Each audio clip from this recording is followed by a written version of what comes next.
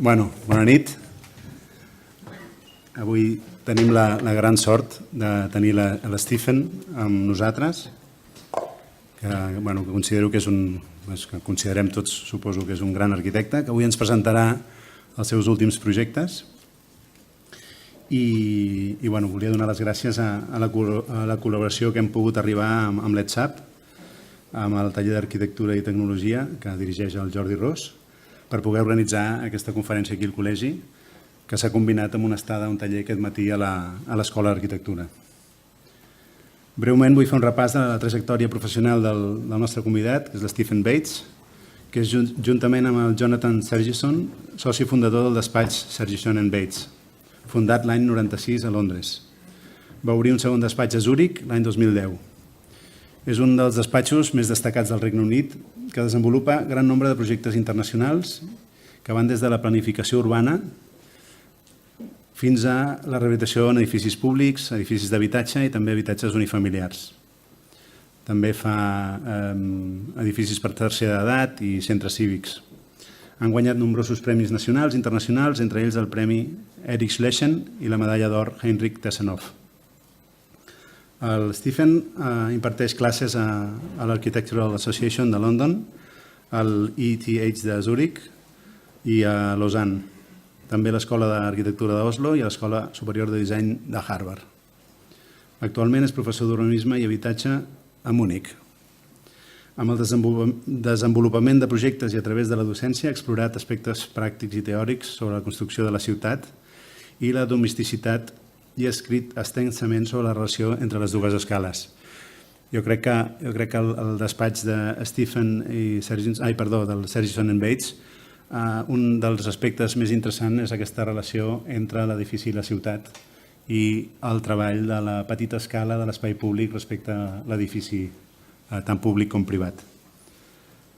Us deixo amb ell i espero que gaudiu molt d'aquesta conferència, que intentarem que conferències tan interessants com aquesta les puguem repetir més sovint. Gràcies.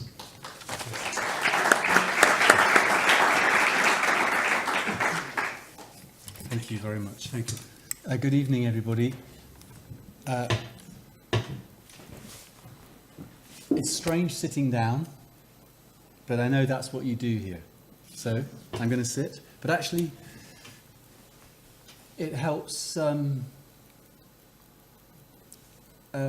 an approach to a talk amongst architects, experienced architects, young architects, because we're all in this together, grappling with problems, trying to make meaningful work. And it's a sort of, tonight I see as a bit of a sharing of experience and thoughts. The work is vulnerable for all of us. And so I thought, I'll show you 5 projects, which are all new. Some of them are lost competitions, but they all contribute to something, which is a sort of flow of ambition, of seeking meaning in work. And the 5 projects are connected because they all address acts of transformation. It is work that's increasing in terms of opportunities for us, working on existing buildings and working on programs which are not exclusively residential. And so these projects are all public and new, in a way, to us. So let's see what you think. So the title is Trusting in What Is There, which maybe the clue is there in the title. But I want to start. What would be really nice if it's possible to lower the lighting a little bit. That makes it a bit more intimate. Would that be okay? That's perfect. Is that okay with everybody? Yeah? I wanted to start with this painting, a painting by Franz Merck, a German expressionist painter. Because there's a story behind this painting which I find really beautiful and sort of relevant to these projects. I think it can be transferred into a certain way of thinking about architecture. But the story behind this painting, is this okay? Oh, I have to go closer, really? We're only in a small room. But anyway, the story of this painting, which is called The Fate of the Animals, is that Franz Merck made this painting and then went to the front in the First World War and was killed. And soon after he was killed, the painting was in storage and there was a fire in the warehouse and the painting was damaged, irreparably damaged. But Franz Merck had a friend, many friends, but he knew Paul Klee, quite a good painter, who offered to restore the painting. And with photographs that existed of the picture, he meticulously remade the picture in complete accuracy, in colour, in tone, texture. And then he did something quite important, which is that he covered over his new piece of painting this wash of brown tint. So he completed the painting and then he added this layer. It creates an obvious variation with the existing picture, and in this way it's interesting that he completes the picture but he also transforms it at the same time. He adds his own narrative onto that picture, a narrative that talks about change and talks about what took place in the life of this picture. I find that a really interesting, inspiring way of thinking about how to work with the transformation of architectural projects.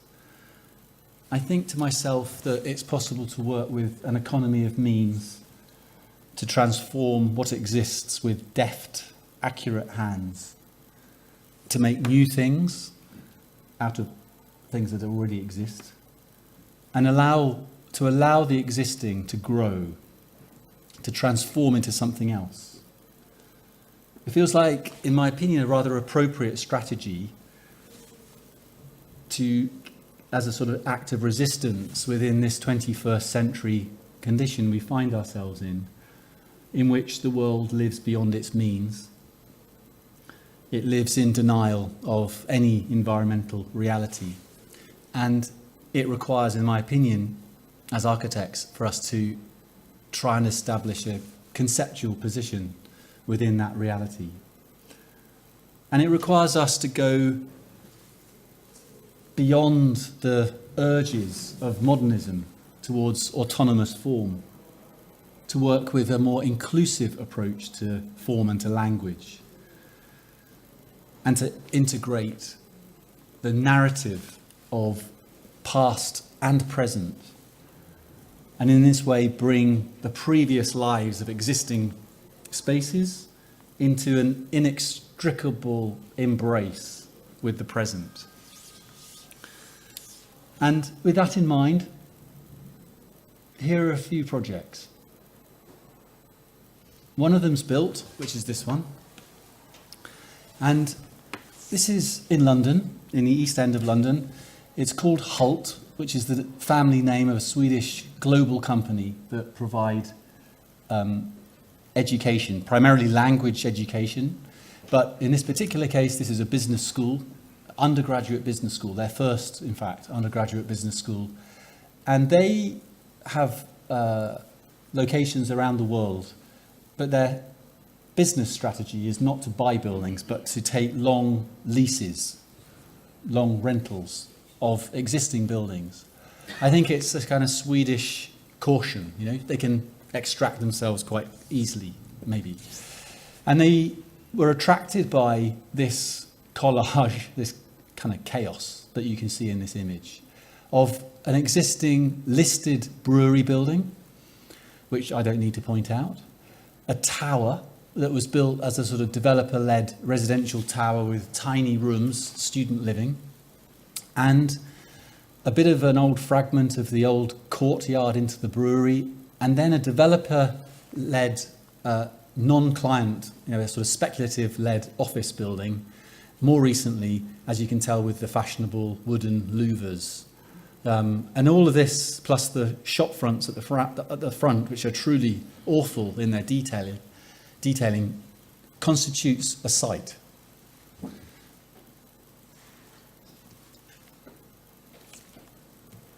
And we were commissioned through a limited competition to transform these buildings into a business school, which we had never designed such a thing before. And we were amazed at the variety and various characters of spaces. Here is a photograph of one of our first site visits. And you can see there's an atrium on the right, which was actually like a glass vitrine that distanced the interior from the brewery brick wall that was listed and very, very special. And on the left you can see these raw shell-like office spaces with a steel raised floor, galvanized steel raised floor, patent glazing system, complete with, complete unfinished details to close the gaps off between the facade and the interior, and a rather extraordinary concrete structure. And this office building was really strange because they did something that we were very grateful for, but which was in a way inexplicable in the current development climate, that they matched the floor-to-ceiling heights of the brewery building on every floor.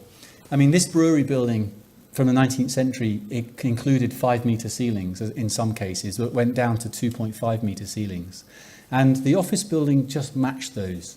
So the consequence was that there were some extraordinary spaces. Not an obvious development idea, given that they could put 2 floors of lettable area into these spaces, which they chose not to do. And alongside those spaces were the spaces of the brewery building. It was a cast iron and timber structure. The cast iron elements were really magnificent, all literally cast, so you can see the capital there. And the scale of the structure changed as the floor-to-ceiling height changed. In the basement, the columns are about 80 centimetre wide, and by the time you get to the top of the building, they're 125 millimetres. The timber floor was very powerful, very strong, and this is the space that we found. And up in the roof, there were these small, more intimate spaces, room-like spaces of a very different scale to the rest of the building. And at the time of the competition, we were told not to design anything, which we did. We didn't design anything, but everyone else did. Isn't that weird? Architects, come to a competition, don't design anything, we just want to meet you. And 3 out of 4 all designed a building. Amazing. I mean, I think that's our problem, one of our many problems. Anyway, we didn't design a building, but what we did do is that we made a scroll, a 3-metre scroll, of which this is a small part and not a very good image, I'm sorry. It's because of the resolution of the projector. But we drew every space that existed. We described it with these little words, which you can see in the middle, and we photographed each room. And we went to the client and we said, you already have a school. Because you have a school of many, many rooms with very, very different characters. And the next thing we're going to do with you is name these rooms. And then we have a school. We have an experimental school for 18 to 24-year-olds who are going to love this set of rooms. And we'll distribute the teaching space, the study spaces, and the administration all through the building. And we won the competition based upon that idea. And I think the fact that they didn't like the designs of the other 3 architects, there's a lesson in that. And so the work that we made was really with extremely small budget because it was rented, so they could not justify a big construction cost. We started by saying, what is the least we could add to this project, to the building, to make it work for 1,000 students? We kept the floor, you can see. The coffee bar became a truck here. And the flat roofs had fake grass put on them to make them places in which you could actually sit out. And we bought furniture, which we got at a budget price because the company had good deals with nice furniture makers.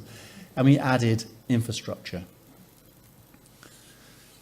We had to touch the building lightly, but we enjoyed that moment,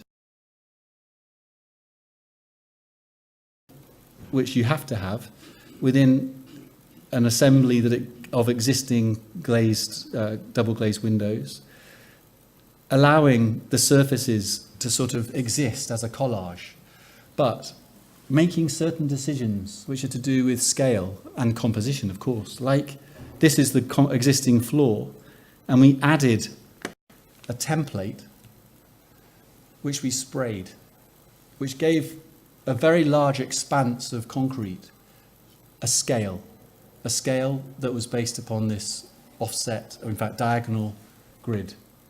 So we were making sort of measured adjustments and changes in terms of the surfaces and the background of the building, making these added elements were intended to complement that existed. But we had to provide rooms and some kind of partition arrangement and things. And we then developed a language, or sort of a family of carpentry pieces. This is a perspective at the time that we made that shows this collection. For example, this study space, study area, a meeting room, moments where services are covered up to make a little room for a phone call, these corrals here. This is the existing floor. Everything's existing apart from this new service. And that carpentry had different scales. It might be a screen, but a screen that's detailed where this element is just sitting forward of this element. In other words, there's a sort of tolerant ornamentation, I would say, to the very simple detailing. And in other larger spaces where we had to make classrooms, the carpentry became kind of rough and raw. So it was the same timber, it was all washed with a lime wash, but it varied in its scale and in its finish, from rough sawn to carefully planed.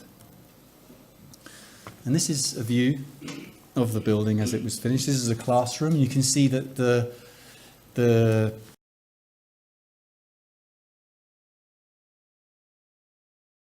acoustic performance of the space. Oh, by the way, you can also see this added strip that existed on all elements that hit the ceiling to allow services to come in. All the services that have to go into a space are penetrating at this point. Here, another scale in which these rooms were, in a way, had a kind of building characteristic to them in terms of their proportion. And mirror is also used as well as glass. This is the existing, this is the one of the spaces. You can see another, this was the existing red floor, and we added a black.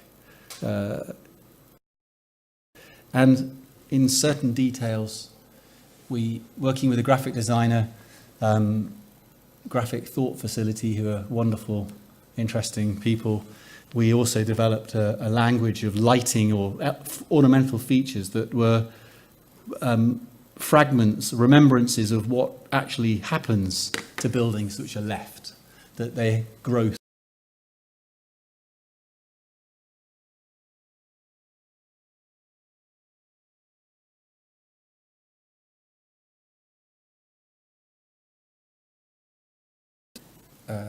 Acting upon the space, which is not through architecture. And the classrooms were, the building was completely naturally ventilated. There was no money for complex services, but each of the classrooms had a specific cooling system, working at a very, very low temperature because there were high demands about the sense of silence in the room, which is the reason why the ducts are so big, as you can see. But here you can see another of the furniture pieces, which was this podium and screen that was put usually in front of windows with a blind system behind, and the lectern which became a kind of important architectural idea. You can see that from inside out, the facades really feel like they could be a small city, this project. It had so many students and people moving around it that the spaces that were communal and public were really had the kind of urban characteristic. And so the facades of that space, meaning the partitions between classroom and public, have a sort of architectonic characteristic to them. And there were intimate spaces, intricate and intimate spaces. So sometimes the carpentry was, in fact with cushions later, became a kind of private place. Because this idea was that education would spread across the whole building, from a classroom on one side to this small private bench to the other. This was, of course, how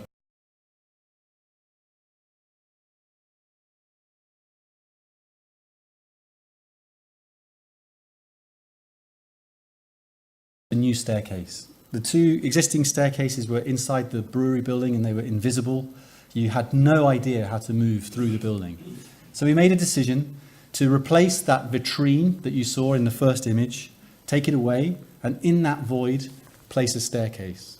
So this is the wall of the brewery, this building that the Heritage Department wanted to protect and keep everyone away from as much as possible. And we spent, out of the 9 months we had to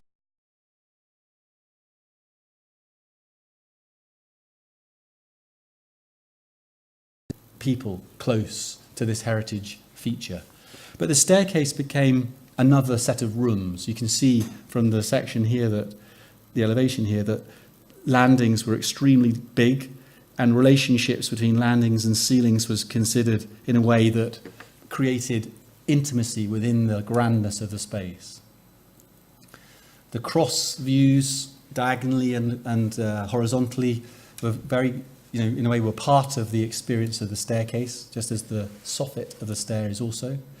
Here you can see that new structural elements that were needed to support the stair were added and just bolted alongside the existing concrete structure. A sense of the intimacy that is also possible by making the staircase so big. It has very large steels that span from floor to floor. It means that the throat of the stair, meaning the balustrade, is high. So when you walk up the stair, the balustrade is like a wall. This was a very important idea about the character of that space. Here you can see it climbs up into an existing roof light that we actually extended by half a floor to allow access to the top floor of the brewery. And here you can see one of these kind of protected landings. The second project I want to show you is a competition that we didn't win. We made it in collaboration with the Swiss office Diener and Diener. We made the project in London, and the competition was for the Museum of London, as I said. Here, this is a photograph post-war. The Barbican is one day going to be placed here. This is St. Paul's. This bridge is gone. And this is Smithfield Market. It's a meat market that is ancient, used in medieval times. This road here is used to bring cattle and sheep to the market. They were slaughtered and cut up and sold here. But bit by bit, this building became more of a civic institution, you could say, and is still very active. There are fantastic pubs around here that in the olden days, when pubs used to only open in the evening, if you knew, you would go to this street here because the pubs were open all day, all night, for the workers. Now everything's open all the time, of course. But the Museum of London negotiated taking this building at the front end.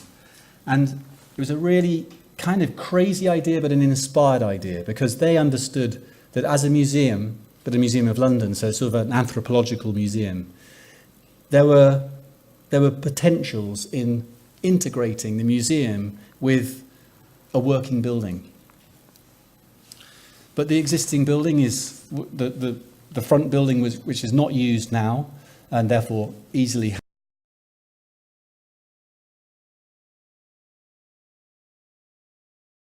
is one of the spaces. And you can see that there's a cast iron structure, and most importantly, many layers of added crossovers and interconnections, as added as needs must, in a pragmatic, spontaneous fashion. And so in the competition, we started to look at what was there. Very early on, we felt as a joint collaboration that this project was about touching lightly and about relating the museum and its activities fundamentally to the activity of the meat market itself. A sort of site plan. This is the working market, which has a very important central axis, and this is the general. It's called the general market, and this is a road, existing road, and then there was a secondary block of small buildings that was part of the museum. So what you can see in yellow is the museum site. But what you can also see in dotted line is this, which was the railway underground tunnel. So underneath the ground floor, there was a railway line, open railway line, not a tunnel, just a railway line. But what you can see actually from the aerial photograph is that there was a certain Roman characteristic to this building.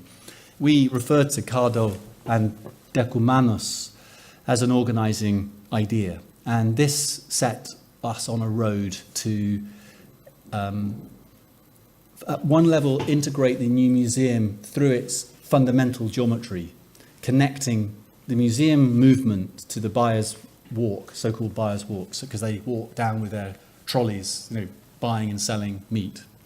And that we crossed that over with the Poultry Avenue, which is an existing name.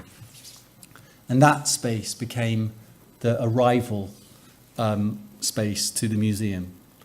This is an existing brick beam. Look at this amazing kind of coincidence of detailing that we just accepted and celebrated.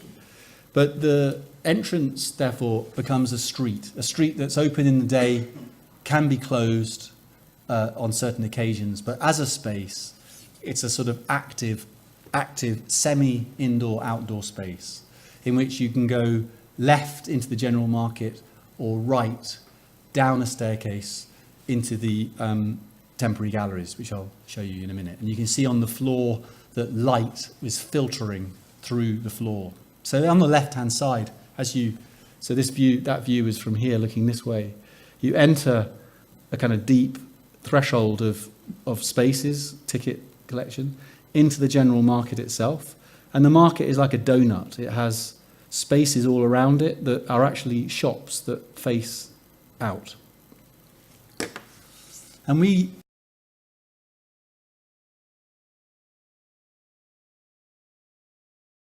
squeeze the program of gallery spaces into other places so that we could offer this to the client as a gift, extra gift to the project. It meant that it didn't need to meet the stringent environmental controls, and it could be curated.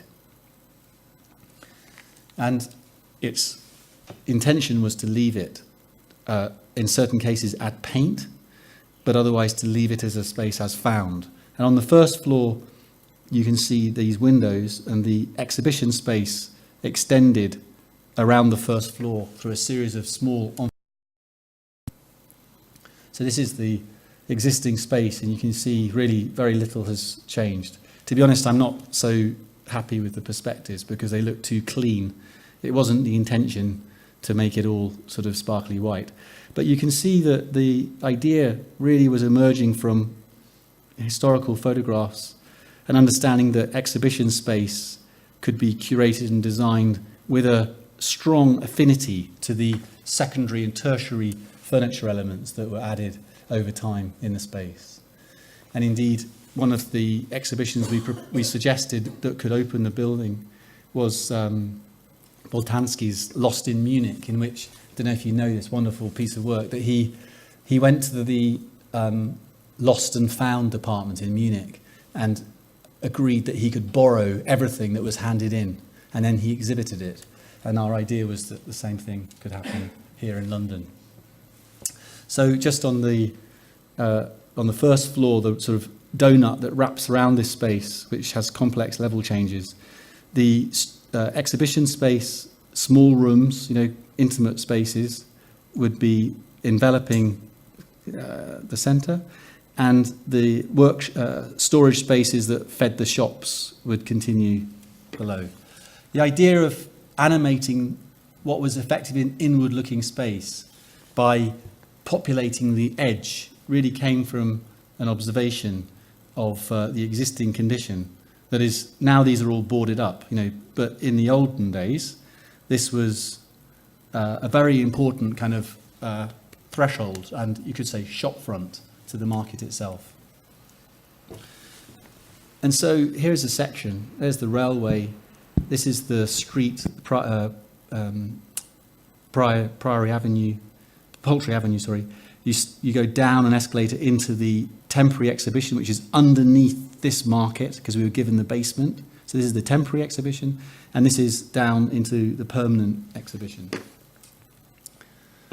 And the permanent exhibition really was, again, inhabiting spaces that existed. We had suggestions about a certain use of technology, where the walls became animated with life. And one of the biggest percentages of the collection of the Museum of London is film, in fact, most of which you never see. So the idea was to really make a very filmic experience.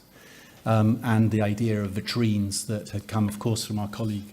This is a reference of Dina and Dina in Berlin, that both objects could be seen from both sides, but also the restoration and the working, the production aspect of the museum in terms of maintenance and management became part of the exhibition experience.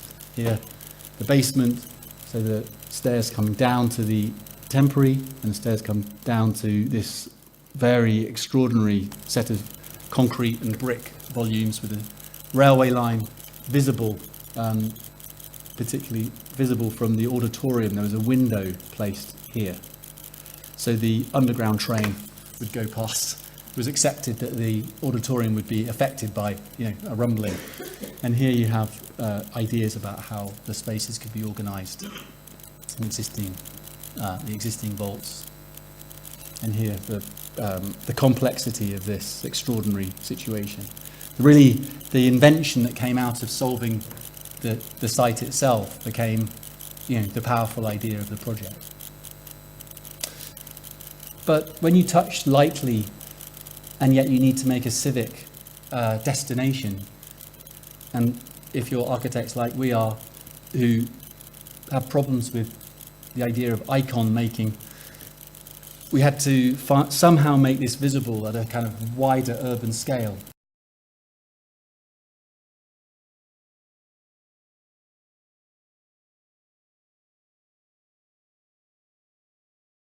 Destroyed in the war, and it was on a very good corner. This is Farringdon Road. In a way, it's the key corner. You can see the existing building here.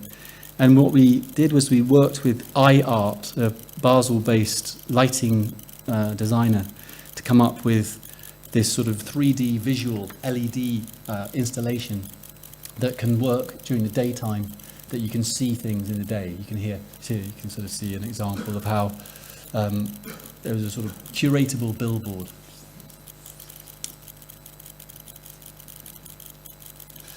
Another competition that we didn't win, close to your homes, close to my heart. Can bio the winners probably in the room. But I know some of the losers are in the room as well. Don't worry. The City Archive. I probably shouldn't talk too much about this because you guys know even more than I do. But you know about Cambaio, the area, really very important placement in the city, and showing, you could say, signs of appropriation from the immediate community. And this group of former textile factories and warehouses became a kind of perfect destination, you could say, for something important. And my understanding is that I keep saying that just in case, because you know more than I do, but the archive that is currently spread around the city was intended to come together to a single focal point. We were shortlisted together with Lopez Rivera Architects to propose a solution to accommodate a very strict brief of primarily archive spaces, but with the offer of certain areas that could be given, you say, in a way, given back to the community, because the community most of the building. And we're in an environment in which this is development. You know, this is the future. This is the future of the city. And what do you do with that? Big question. So we set about wondering what to do, and apparent that there were some extraordinary spaces in the building. This is on the ground floor with these really wonderful cast iron and timber braced trusses. And reading the brief, it suggested that much of this would really need to be removed. Here on the upper floors, another type of structure with great prospects out to the city. And we felt that what could initiate our response would be an understanding of how the environmental aspects of organising an archive could sort of take some kind of lead in the process, where the existing fabric could become, you could say, active in the role of conditioning the spaces behind it, acting as, for example, a buffer, some kind of buffer space. It was quite clear that the loading requirement for the archive was way in excess of most of the building structure. So it was very quickly clear, I'm sure to everybody involved in the competition, that there was going to be significant new building, and yet the brief required us to not touch the existing facade. There was an allowance, I think, for some modification to the roofscape, but not much. And so we invented a kind of bridge construction of large inhabited beams, which were 1 meter wide, that could allow people to move between them. And strapped to them were archive spaces of different scale. And this bridge construction came down to the ground, but in a coordinated fashion with the existing brick pier construction of the outer wall. And by doing that, we were able to release the existing ground floor almost completely to become a public space that would engage outwards to the surrounding spaces, the lower spaces, that some of which were community-led, that would become a kind of destination to this archive, a public destination, a place in which spontaneous action could occur. Here, the long section demonstrates the scale of that space. So it's the full length of the building, but in the middle, dropped in the middle, was the reading, or the kind of consultation space that was visible from the public, but a kind of bridge link, you could say, a kind of transitional space between ultimately the very private parts of the archive and the very public parts of this new street. And then at certain ends, we stopped the archive and relieved exposed the existing structure that was supported, of course, on the ground floor structure, to allow this public space, because those spaces are all given to the public in different ways, but to allow the public space always to be identified with the kind of best, you could say, character of the as-found condition. So here's the view of the consultation space looking down into this new public space, a space that could be curated and its atmosphere could significantly change over time. Here you see the plan. And maybe we were wrong, but this is almost exactly the same dimension as the Turbine Hall or the Tate Modern. Maybe we were wrong in thinking that it was possible to offer such a big gift to the city in this part of Barcelona. but it felt like an appropriate measure to give the city archive a kind of public status and to in a way make it present after years of it not really being present but being pepper-potted around the city. And here you can see some of the outer spaces, which in certain cases the roof was taken away to create courtyards. Here, the main organisation through this core, this existing structure, and here you can see the public spaces, the links between the archives that allow access into each education space. Anyway, didn't win that, so moving on. This next project, I mean, the thing about this, of course, is that you're disappointed and you use lots of energy to make these projects, but if they're part of a kind of ongoing investigation, at least they feel like they are worth something. You know, that you realise you can tie that work into something else that you are thinking about. And as we all have to know, as architects, we live the lives of, like an actor, I suppose, almost constant disappointment, and then the occasional kind of rush of success, which is then quickly replaced by the terror of how can we do this, you know. So we all have the same experiences, I'm sure, at whatever scale it is. It doesn't change. This is the Maritime Museum in Antwerp, a competition also that we didn't win. But by the way, there is good news at the end. The Maritime Museum, magnificent. I mean, you know, Antwerp is a fantastic city, a port city. One of the most exciting cities probably in the 19th century anyway, because of the opportunity that the river allowed for large-scale shipping to penetrate way beyond the coastline into almost the heart of Europe. It became an incredibly important staging post for trade, but also movement of people. The Red Star Line, for example, the White Star Line originated from Antwerp. And that's another story, of course. There's a debate we could talk about in terms of emigration and immigration, but it's all here. And therefore, boats and the formation of the Eilander dock area, which is north of the medieval city, it cannot be ignored. And of course, the city aren't ignoring it. They've just built a nice Zaha Hadid building on top of this, and a good important icon that every city needs.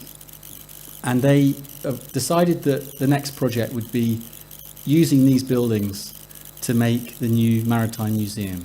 This is taken some time ago when the buildings were originated from this pump house, and it had a partner, and there were secondary buildings, including the house of the owner of the dock, in this case. And then in the 50s and 60s, more structures were built alongside it.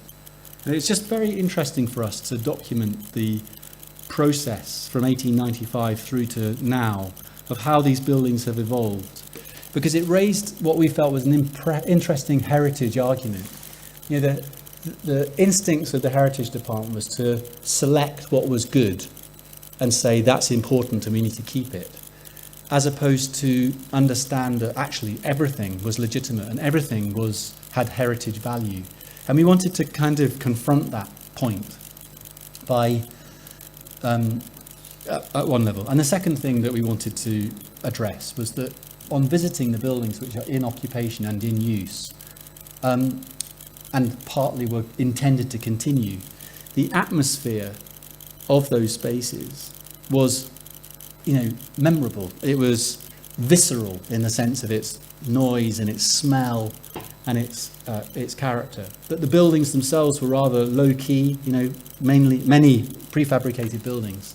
But the atmosphere that existed, the sense of work and production, was really kind of motivating to start to think about, well, what does a maritime museum mean? You know, so looking at the historic dock buildings of Portsmouth, for example, it was fascinating to see that in Portsmouth, the display of things and the working on things, onto things, happens side by side. And this was a very important idea, that we felt that we could question what was understood, because I think the instinct of the client was that there'd be a kind of lovely museum over here and a kind of working warehouse over here. And we instead said, well, first of all, this idea of the protected historic building, which was this pump house, could be seen to be in balance with what was also very impressive, these buildings from the 60s with their very large spanning openings. That they have a heroicism that was worth something, and in fact could be used if we could understand how to upgrade their thermal performance. And that therefore we suggested to them that every building had value, heritage value. And this led to an organisation that created a new, or sort of, not new at all, but a kind of highlighted facade that could be seen from the old city. This is the one facade you can see of a cluster of different buildings. That these three existing buildings, the pump house here and these new buildings from the 60s, would house a very important piece, which is an ancient medieval boat that had very specific thermal control. That this became modified from the existing into public facilities, and that this building that had this working street became primarily a mixture of work and the secondary display. I'll show you. And so how to transform a building to upgrade it in terms of its thermal performance. Perhaps one's instinct is to add from the inside, to say that you believe the existing heroism is still worth seeing. But our feeling was that if we clad the existing buildings, overclad them, we were able to adjust and modify that heroism, and at the same time leave the interior completely untouched. So all the marks, all the floors, everything was left as it was.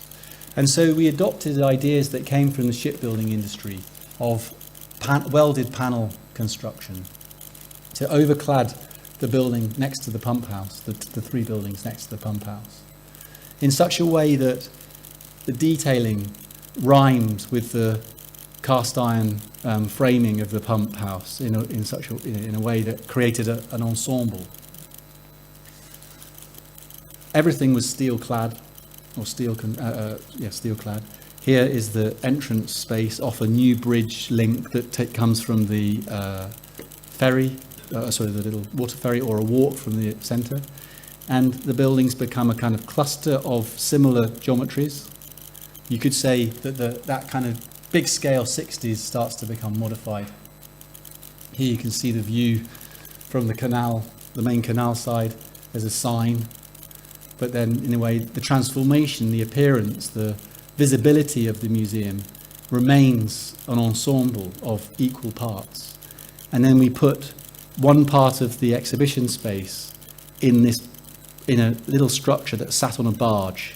And that barge would go to the main dock, where the mass is, the main public gallery. And inside this, completely inspired, of course, by Aldo Rossi in Venice, but it became a kind of temporary exhibition. So instead of going to the museum came to you. And internally, while we kept the existing fabric, we added lightweight structures that were very reminiscent of what was already there for pulley systems and for moving heavy machinery, so that added with a colour, but added in a kind of parallel way, the idea of holding things up and looking at things became a kind of interconnected. And of course, this hanging system allowed one to rethink how you would show boats. How do you display a boat? Is it, for example, quite interesting to walk just underneath the hull of a boat or to see them stacked up on top of each other. Currently, the museum, they had these little wooden trestles and the boat sitting there in a kind of very sad sort of way. So these structures created opportunities for curation. Here you can see an existing steel beam with a hanging system, and this is the ancient Koga boat that became one of the highlights to the project. And the second building with its street down the middle, in which working carried on, people would walk across, and the relationship then, just like Portsmouth, between working and passing through and viewing became a kind of whole. Here there was then a kind of wider plan of how to occupy all these docks, these dry docks, with added infrastructure of gantries, that all of which existed, but we added a few more to complete the ensemble.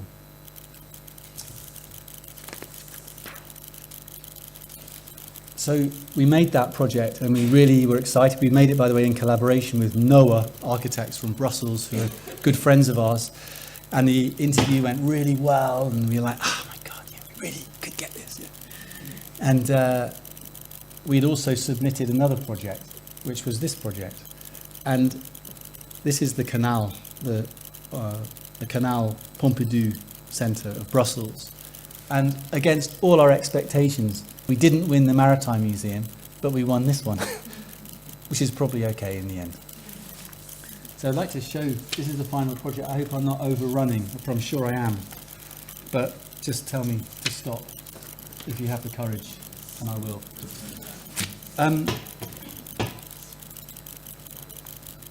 You know, this is work in progress, and it's a project in which I feel completely new at. You know, I'm starting almost from scratch. It's a project that was won in competition with Noah Architects and EM2N of Zurich, a collaboration of 3 architects, working on a project of 40,000 square meters. It will be the largest museum of modern and contemporary art in Europe, bigger than the Tate, bigger than the Pompidou. A building that emerges, you could say, or occupies, rather, occupies a magnificent existing building, which is itself a gift to the city. And a few sort of important facts, I suppose. It's a neglected building. It's empty now. It's located within a critical place within the city. It is a complete urban block of 200 metres by 100 metres, but it has the Kai Theatre and a little residential building within that block that is not owned by the canal itself. And believe it or not, Brussels doesn't have a museum of modern art. Just like Tate, you know, before Tate, London didn't have one either. And it meant that big exhibitions would pass well by, you know, and land in Paris and miss London, or a small part of the exhibition would arrive at the Serpentine Gallery in London, thankfully for us. But the Tate changed everything. It changed the whole relationship, I think, the city has to modern art. And the instinct, of course, is that the same thing could happen in Brussels. The region, Brussels is very complicated, and it would take me a lecture to tell you about the political difficulties or complications. But basically there's the region and there's the federal. There's Brussels City and the federal. Both are different regions. They both fight each other and usually never agree with each other. There's a mayor for both. Very complicated, very Belgian. Yeah. Remember that this is a country that didn't have a government for some years because they couldn't agree.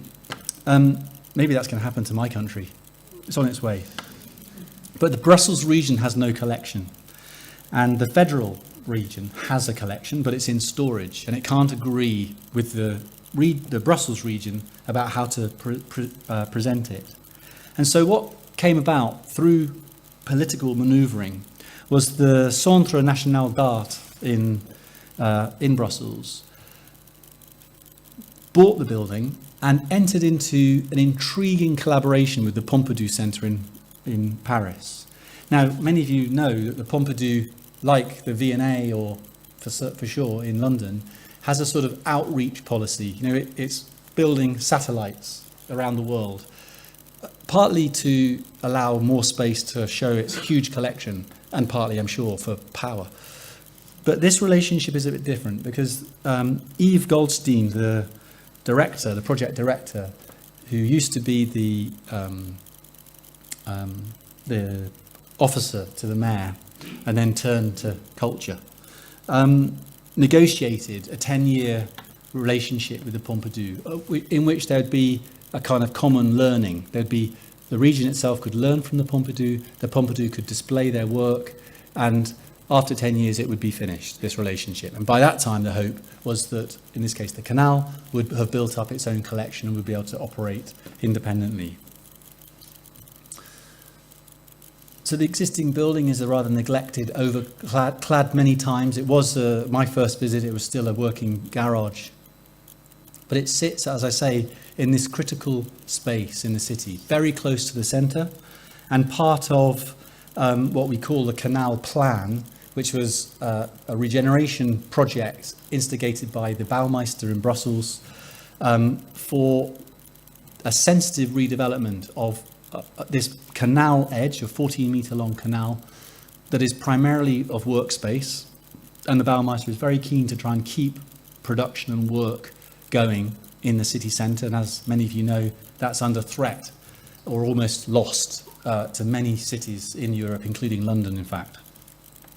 But on its edge, at its edge, there is a very troubled area called Molenbeek. And Molenbeek, maybe you know, through my bad pronunciation, in 2015 had the terrorist attacks.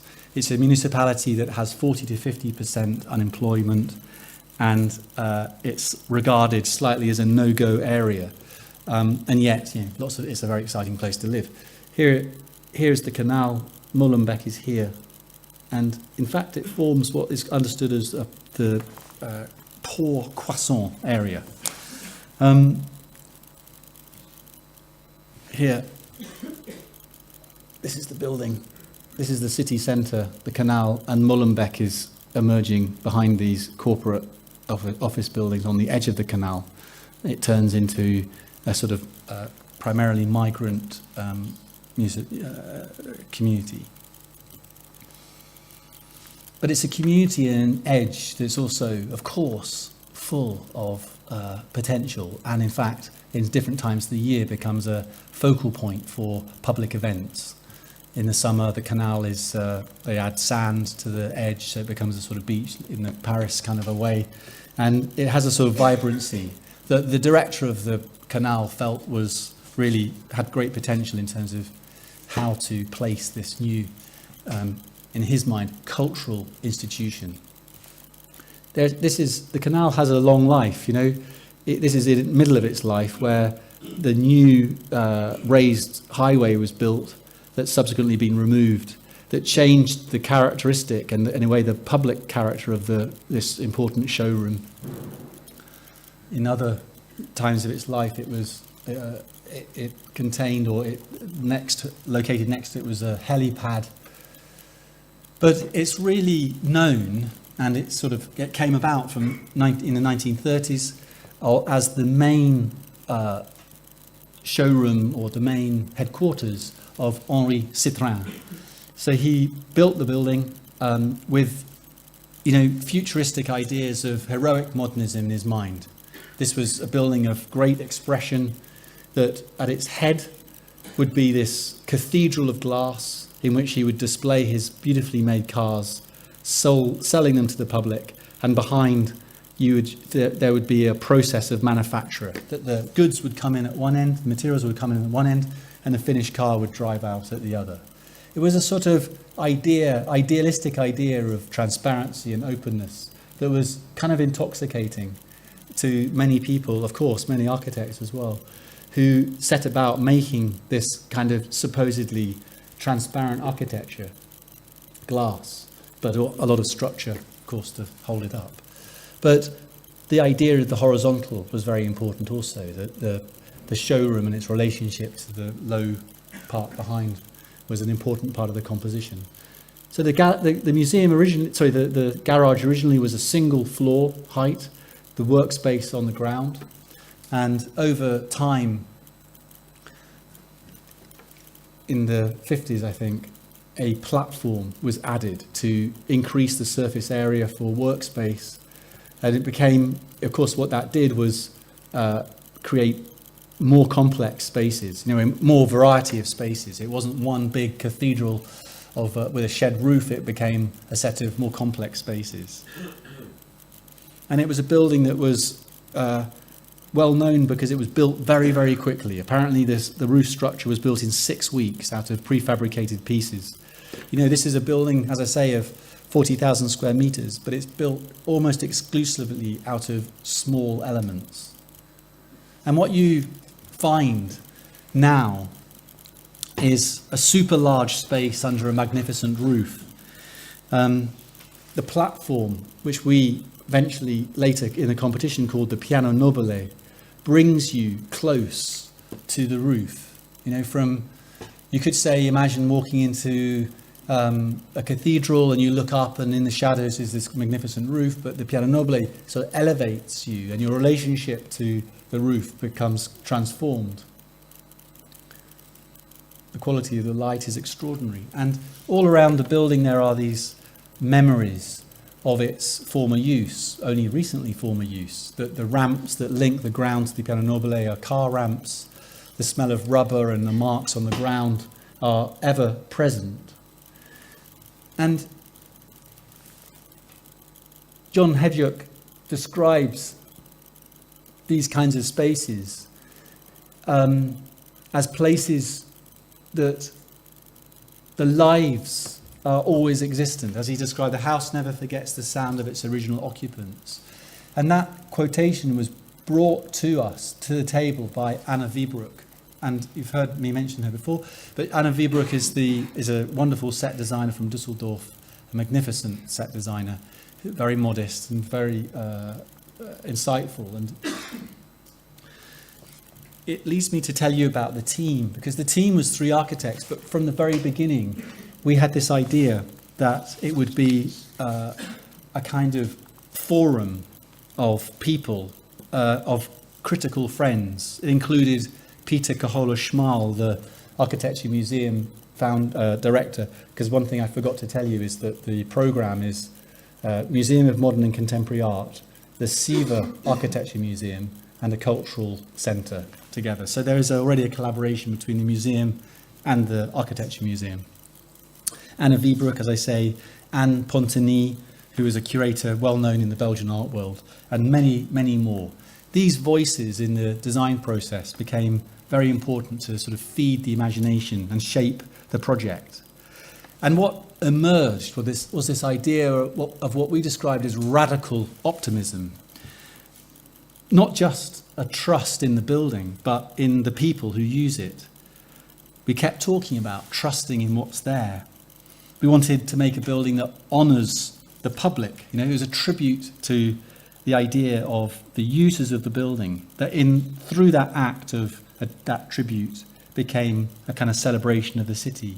It's a building that would attract you in whether you were interested in art or not, and a building that you could enter anonymously, that you did not think that you were now watched, but a building that you could kind of slip into.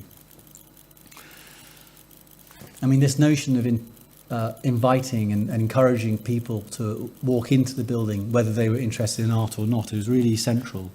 And what held it together was this idea of production, that production should be evident in this former factory, because it was a factory. Let it be a factory. Don't let it be a clean place, but a place for creation, a place for making. Accept it as it is, we said, gritty, always unfinished. These are fragments of the conversations and meetings that we had. And at the time of the competition, we made this drawing that demonstrated this act of collective work. This was a project in which you have to step to one side of your personal ego and say, as a collective, can we make something that matters? So here are all the people involved in the process, and many of them are still involved.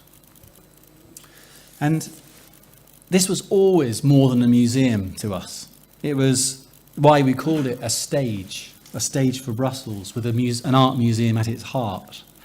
So things are being made, pieces are being made, plays, dance, film, art pieces. The building almost invites you to make, and it invites the curators to react to the building itself. And learning as well, that there was study, education, a large reading room, for example, in the building. We wanted to address this idea of the public role of a building and its outreach.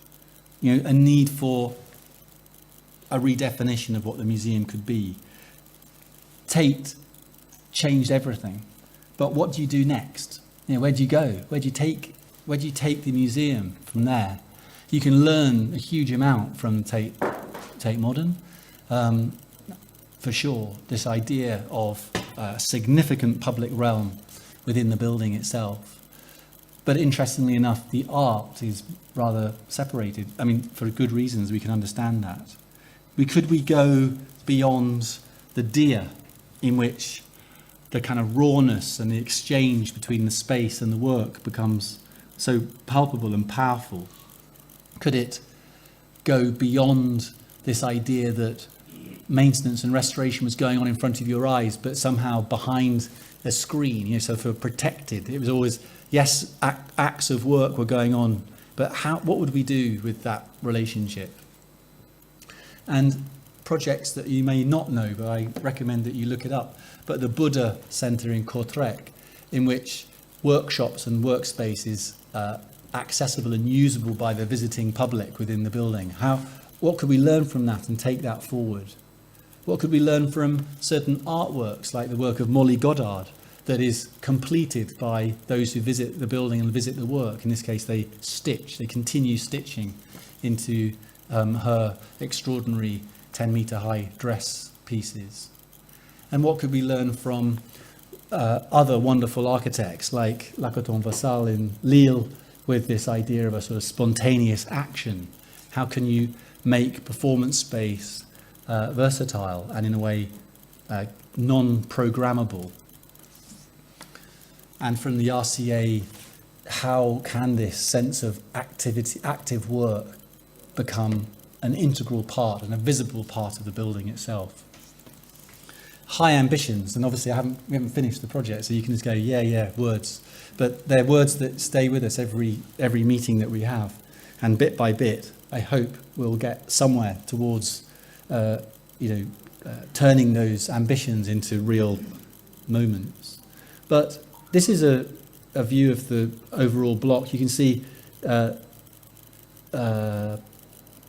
this is the residential building that the client doesn't own. This is the theatre, and there is an ongoing conversation about the relationship. In fact, we're making an entrance from the theatre into the garage itself.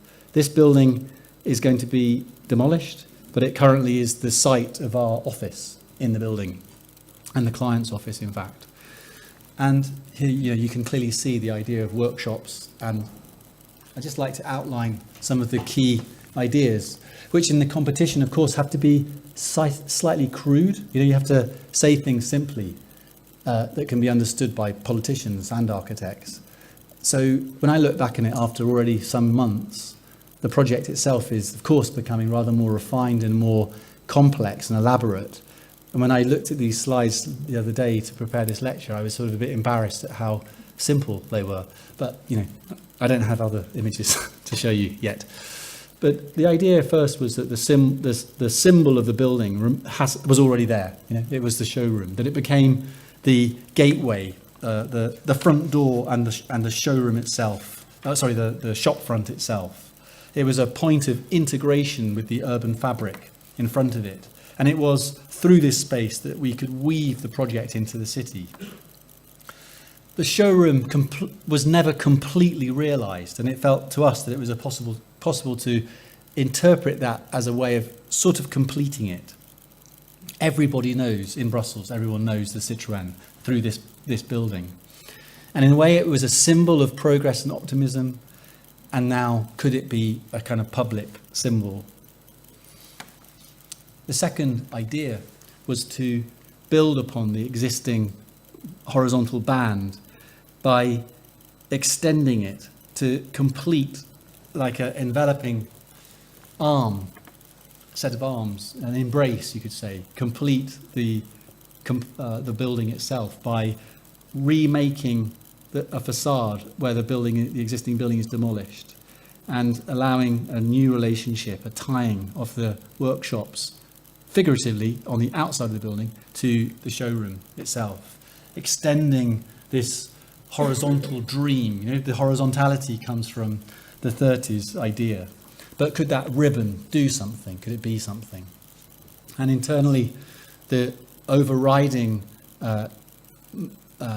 organisation of the building through two streets that was there already, could that become an organising device for a new public figure?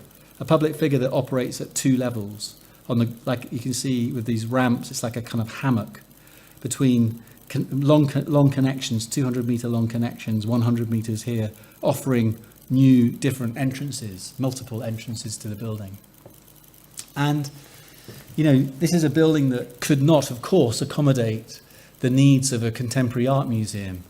The loading, for a start, the acoustic problems of the existing structure, let alone the environmental controls in which you'd need to show high-quality art from all around the world, meant that it would be, of course, impossible to accommodate the museum just in the existing building.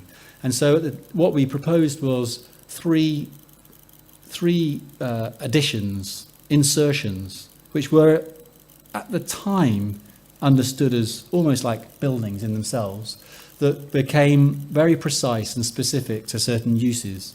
That this would be the new Museum of Modern Art, this would be the SIVA, the Architecture Museum with the archive, and this would be a cultural institution. We'd learned from our fellow collaborators that it was very important in multiple use buildings to have clear addresses of each institution. So our first ideas of merging everything together where spaces could be used by both institutions was quite quickly put to one side because of the need to have kind of territory, clearly defined territory, but also shared territory between those individual addresses.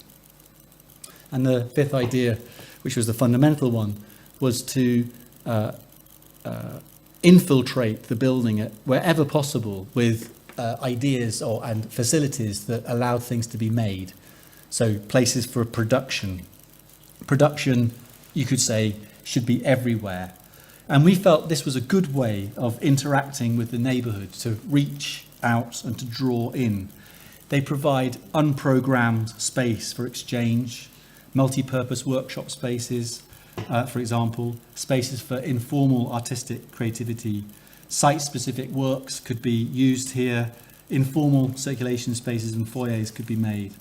These could be possible if we made a number of technical insertions around the workshop, the garage building itself, to facilitate these extra curatorial possibilities. Neighbourhood organisations, for example, could organise those workshops. Artists in residence could use them. Inviting schools could make them their base. And this sense of making became, or we believe, is becoming more and more important in the culture of the art establishment. And we kind of referred to the building as a Staatsfabrik, you know, an urban factory of production. So the idea of concentrating, in many cases, the money, but also the environmentally controlled spaces in three parts, allowed us to do very little to the rest of the building. Of course, in a way, we're doing quite a lot of things, but you won't notice most of them. To condition the space a little bit and to upgrade it in terms of stop water coming through the roof, insulate the roof. But the climate control, the climate temperature in the spaces between the building is a little bit more than the outside temperature. And they build up. The environmental idea is one that there are a number of spaces of transition, that from the almost outside temperature you go into a semi-controlled temperature space, through another transition, and then into a fully controlled space. So there's a sort of set of temperature thresholds. This is a ground floor plan that shows this, the potential of the building that is operating on in numerous ways. Already, by the way, the building is like this, that 4 or 5 huge activities are going on at the same time.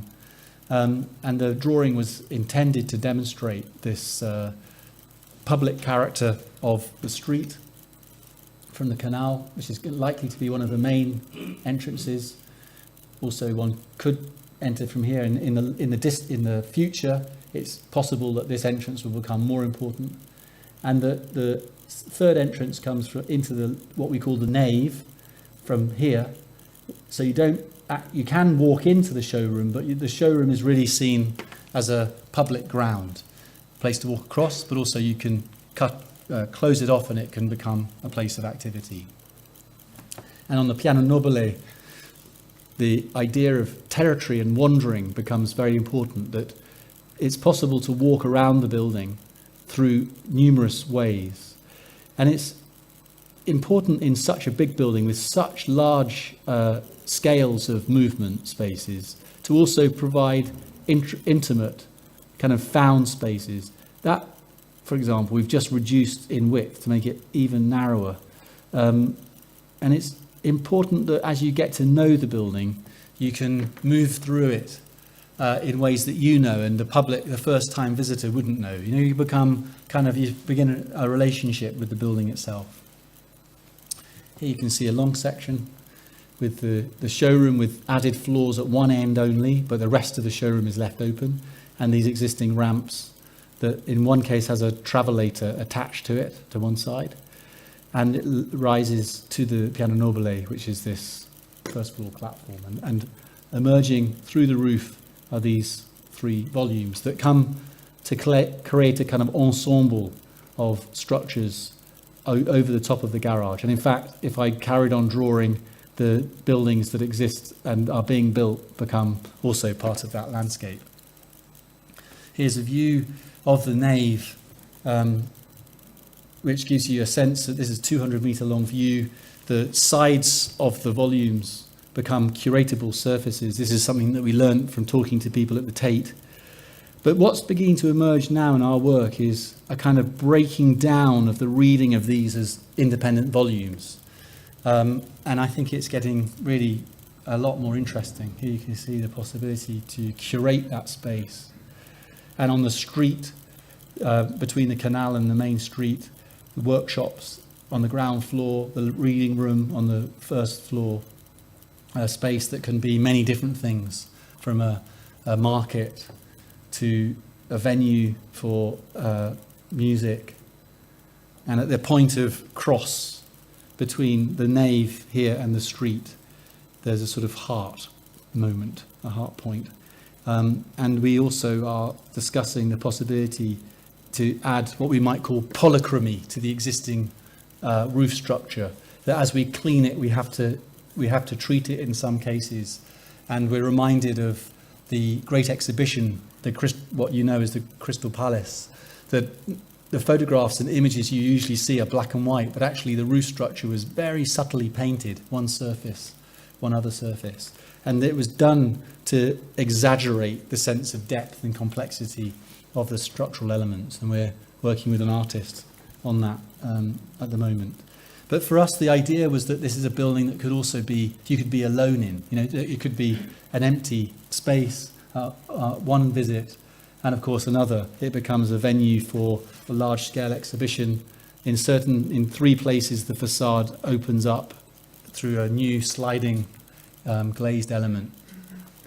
And here, the structures. So there's only a basement built underneath the new volumes that create a basement like the tanks of the Tate Modern, a completely underground black space for film, for example. Otherwise, the existing structure is left untouched below ground. Here you can see on the piano nobile the addition of this layer of secondary enclosure space between the outside temperature of the piano nobile and the first gallery space from which you enter the fully conditioned space. So you can see in this drawing the idea of these thresholds of environmental space, and some kind of competition stage renders. I'm very happy to say the galleries will not look like that. No Swiss interiors allowed in this project.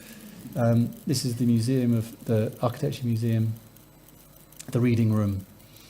A reading room that, for example, you'd go to work to get the internet, to spend the day, whether you're interested in art or not. And in the cultural centre, the auditorium that can open out into the street itself. And finally, the showroom that existed as this heroic space is reconditioned with new glazed elements that lift up sash windows so that the whole ground floor can open to the city, becomes a space with leaves blowing through it, or a place of important exhibition.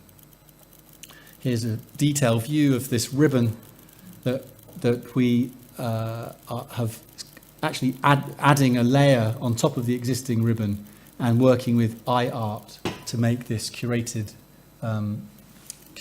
screen that is really another surface for the production of work and the detailing as it's emerging, because of course this has to be seen in the daytime, so the scientific calculation of that is very important.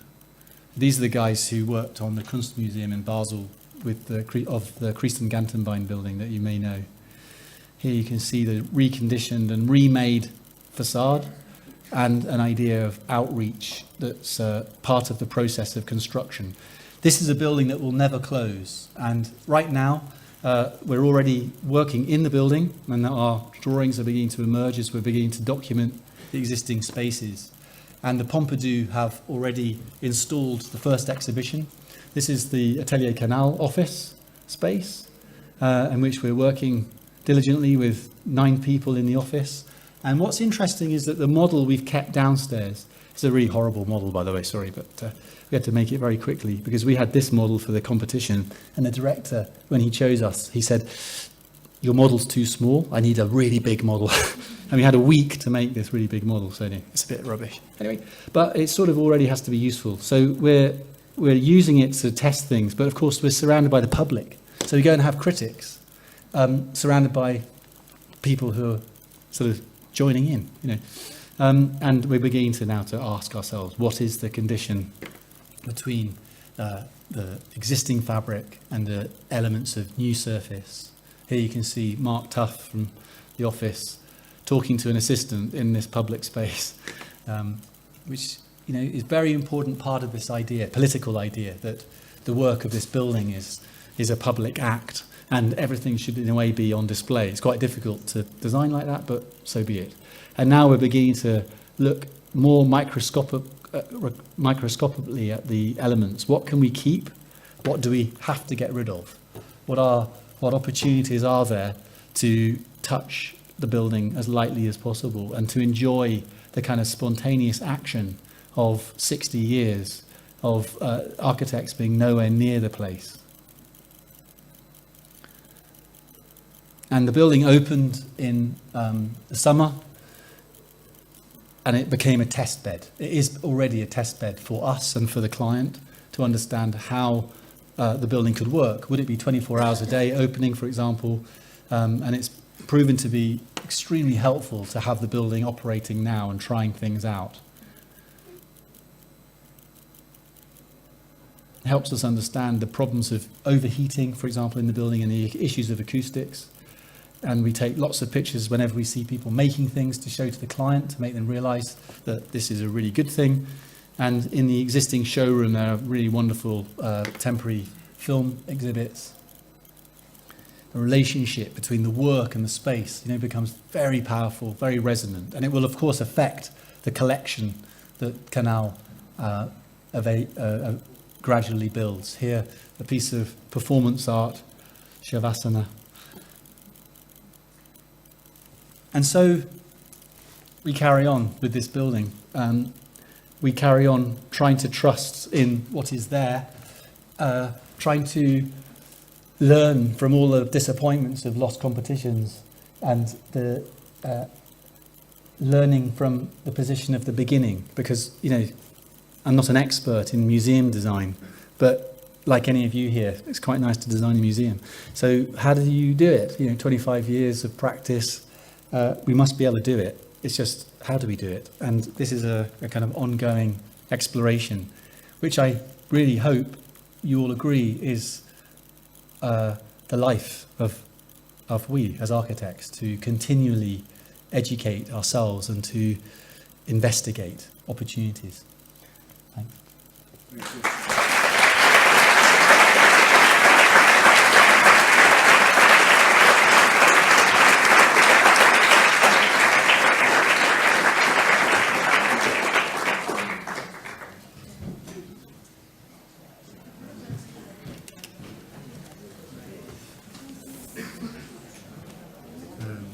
Thank you very much, Stephen. I think that the projects that you have showed to us tonight really are, they are really, as your title says, I can see trusting in what is there, because it's a lot of restoration and acting over the buildings. I think it has been very interesting. It's very, I think it's very different of what we have seen from you the last time. Yes. They're really big projects. Some of them are competitions. So it seems that you are like changing scale in a way, you know? In your last competitions, you have tried in very big buildings, and this one is very big. It's a fantastic project. And I don't know if anybody has any questions. Can I just say something to react though while these guys are thinking of what to ask? Yes. Actually, it's not. I mean, the attitude is the same. The attitude is the same. I agree. The opportunities and circumstances change, of course, but I would say there are very clear consistencies with a way of thinking.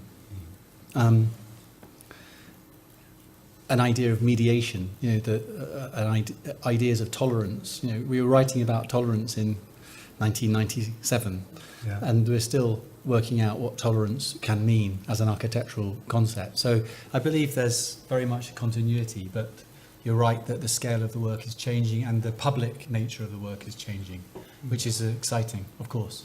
Yeah. Talking about tolerance, what do you mean by that? Please. How long have you got? 3 minutes. These guys haven't got long, I can tell. They're thinking of nice cold beer, stuff like that. I mean tolerance at many levels. I think I enjoy these strategies that are multifaceted, because you can kind of build ideas around them.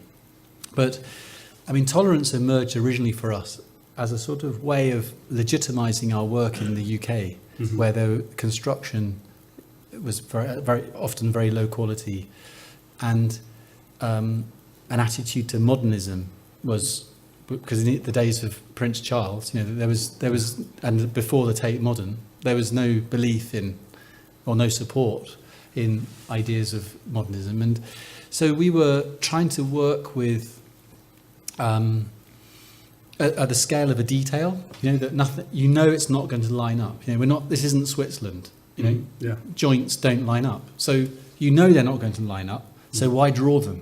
You know, we all draw things lined up, don't we? And yet, almost they're never made like that.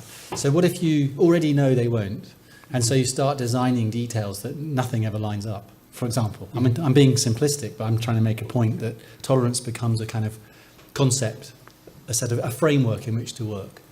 But tolerance also means letting the site inform the work and the work inform the site. You know, tolerance is a two-way process, you know, giving and taking, offering.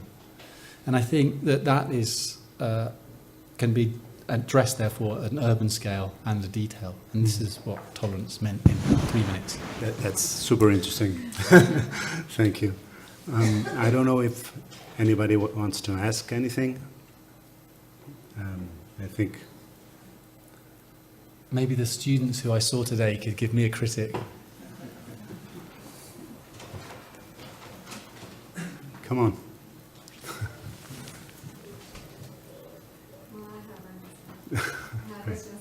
You have an answer. Excellent. I'll ask the question. So you show us a lot of projects that. Thanks. You show us a lot of projects that were in competitions, and you said you lost, like you didn't win. But what was the response for that project, like in terms of not touching the building as much as maybe the promoters were expecting or the users were expecting? Like, do you know the projects that actually won their competitions? And like how, I really like this kind of architecture, like not touching what is there and respecting what is there. And like you just said, when you draw a detail and you know nothing will add up, you have to be in the building all the time. You have to be like seeing what you're doing, and the building will give you answers, and you will change that and that. And I think maybe that will like make better architecture because you're there and you're just letting the building speak. So shall I answer that now? Shall I give you the answer? No, so I know what you're asking. So shall I? What was the response, or maybe what do you think has to change for people to realize that? I mean, you have to take a position, don't you, as an architect? You've got to respond, and in a competition, no one's going to tell you. You just have to make a decision where you go and how you then can, whether you can make that a convincing case. When we went into the Canal interview, you know, it was a high-powered jury and very intelligent, and all the other competitors all of them could make a brilliant building. And we just said, well, this is what we would do, and we believe it, and we felt we could stand by that. And the director of the museum just heard everything he wanted to hear. Never expected to win. And he said it was the only project that the ambition of the project aligned with his own ambition. It could easily have fallen flat. So when we made the Maritime Museum, the clients just didn't think that it would be visible enough. And they gave the winning prize to something that was more visible, you know. The Museum of London was the same. Lacaton Vassal were in the project, Caruso St. John. In a way, the three of us were very similar. And then there was big architects.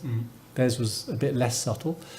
And then an English group who made big interventions and made a kind of glossy museum, and they won. What can you do? We could have won, but we had the wrong people in the room, but you don't know. So you just have to be yourself, and then be ready to be disappointed, and then when you win, you found a client. That's important. So you never make something you think someone will like, of course. Because can I just say that when Canal happened, I mean, the director, it was just immediately like this, that we're like bonded together, because he completely believed it. And then it's like, wow, you almost don't know this person, and they're immediately like there. So it's kind of worth waiting. I can only say that because we have one, have a project, but. I would add one thing about this, taking account of what you find, that I think that we architects, that we are all the day around the works, the way of constructing 50 years ago, 60 years ago was so much better. The way we construct now has nothing to do what they did by that time. So I think that this respect for the work of the maneuvers of 70, 80 years before, I think is really, really strong. Because now you see the pladur, and you see the Heraclite, and you see how it's used in construction today.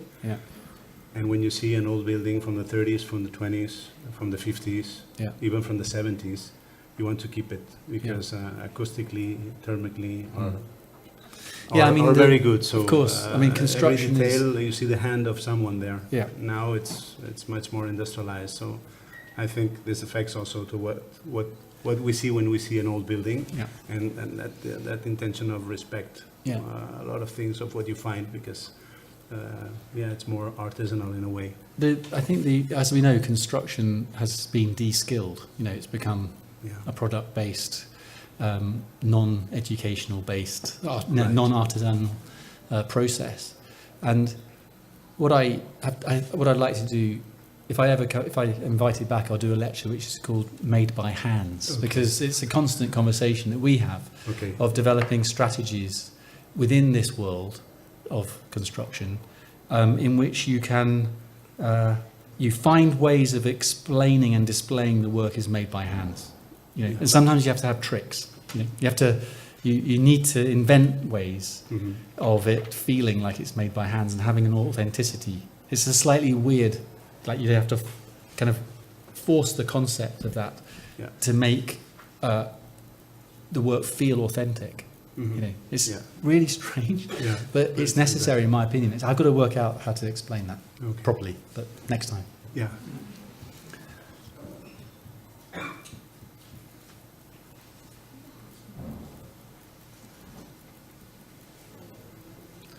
Com al camp del Barça. Alguna pregunta més?